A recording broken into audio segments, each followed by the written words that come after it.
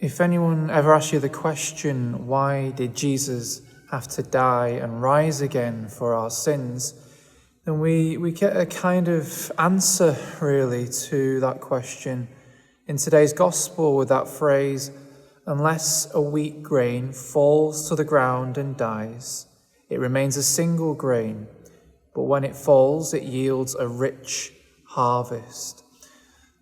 That's a very famous phrase. We have a famous hymn written with those words as well.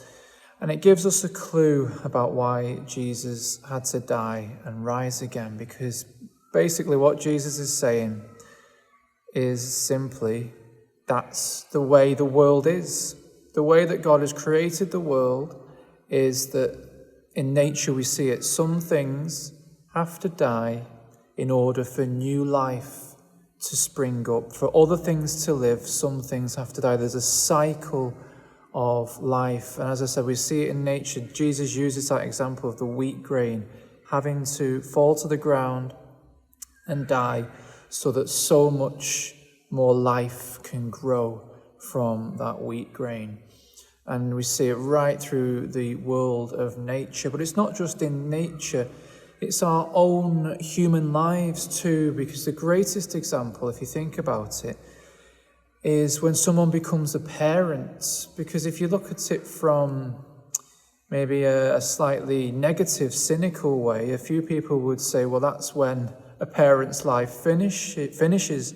Because what does a parent have to do when a child's born? They basically have to give up their life, give up the freedoms that they've enjoyed and what they want to do and any plans they may have had in the future, to put their child first and their family. That's the idea, isn't it? So the parent essentially has to die to self so that the child and children and the rest of their family can flourish and live life to the fullest. But the parent finds their fulfillment in life, as most parents, I'm sure, would agree, through the flourishing of their child, through raising their child. That's the true purpose, and that's who we are as human beings.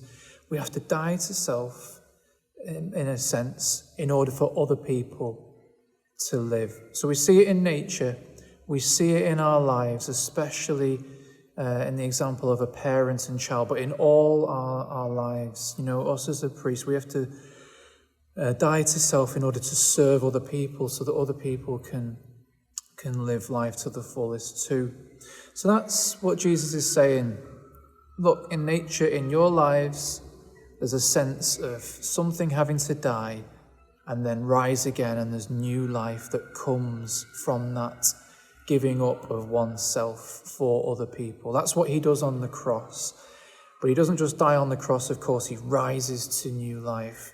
So if you think about what the central message of the Christmas season is, it's when we're saying that God has bound himself so much in the human form, in our world, the rules of the universe that he, of course, has created. But he shows us that he loves us so much by emptying himself completely so that he plays by the rules that we have to play by as well. So that means that he becomes a little baby. He's so vulnerable in the womb of Mary, and then when he's born into the world, and then when he grows up, think of the huge risk. Anything could have happened, and everything did happen in the end, to the point where his mission was fulfilled in that total giving of oneself, that total dying of oneself, where he died on the cross, but then when he rose again to new life so that we could all rise with him. That single wheat grain died, fell to the ground and died, so that all of us could flourish and live life and yield a rich harvest, as it says in the gospel. So that's amazing. That's the feast that we're approaching now in the church's liturgical year. A couple of weeks to go now to Easter, but we celebrate it every day. Jesus showed us how to love. Why did Jesus have to die and rise again? So that we could live. That's the simple answer. He did it because that's the way the world is, and so that we could live. That's the good news that we live in our hearts every day.